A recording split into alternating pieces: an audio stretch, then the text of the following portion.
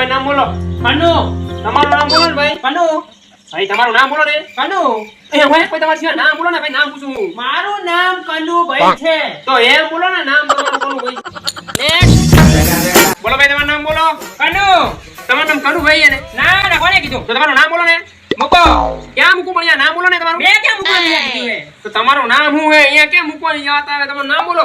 મેં પણ ક્યાં કહું છું અહીંયા મૂકો? તો તમારું નામ શું હે? લખો ને. તમારું નામ લખો એમ કોને લખવાનું? ના ના મેં ક્યાં લખવાનું કીધું? તો તમારું નામ શું હે અહીંયા? મૂકો એમ કહું છું.